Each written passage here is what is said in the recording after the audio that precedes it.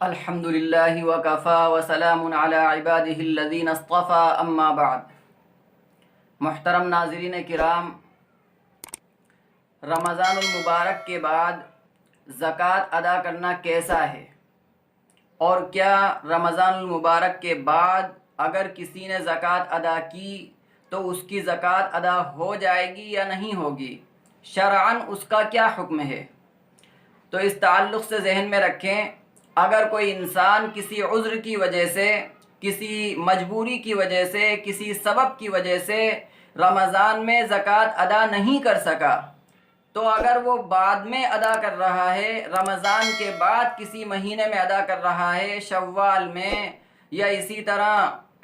اور کسی مہینے میں، تو اس کی زکوٰۃ ادا ہو جائے گی۔ حدیث کے اندر اتنا ضرور ہے کہ جو شخص رمضان میں زکوٰۃ ادا کرتا ہے یا رمضان میں کوئی بھی فرض ادا کرتا ہے تو اللہ کے یہاں سے ایک فرض ادا کرنے پر 70 فرضوں کے برابر اس کو ثواب دیا جاتا ہے۔ حدیث کے اندر ہے، من ادا فریضۃ فیہ کان کمن ادا 70 فریضۃ فیما سواہ، کہ جو شخص رمضان میں ایک فرض ادا کرے تو اللہ رب العزت 70 فرضوں کے برابر اس کو اجر مرحمت فرماتے ہیں۔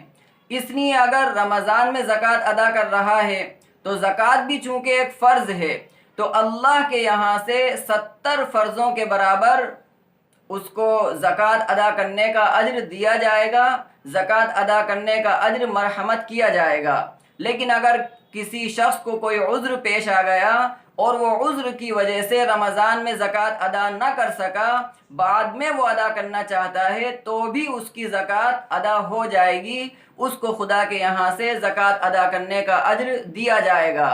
ایک وہ شخص کہ جس نے رمضان میں زکوٰۃ ادا کرنا شروع کی لیکن رمضان کا مہینہ پورا ہو چکا اور زکوٰۃ کی رقم اب بھی اس کے پاس باقی رہ گئی، تو ایسے شخص کے لیے بھی حکم یہ ہے کہ وہ بقیہ رقم کو رمضان کے بعد ادا کر دے، تاکہ غرباء اور فقراء کی جو ضروریات ہیں وہ جس طرح رمضان میں پوری ہوتی ہیں زکوٰۃ اور صدقات کے ذریعے، رمضان کے علاوہ بھی وہ زکوٰۃ اور صدقات کے ذریعے ان کی ضرورتیں پوری ہوتی رہیں۔ اور اس کو البحر الرائق کے اندر بھی ذکر کیا ہے،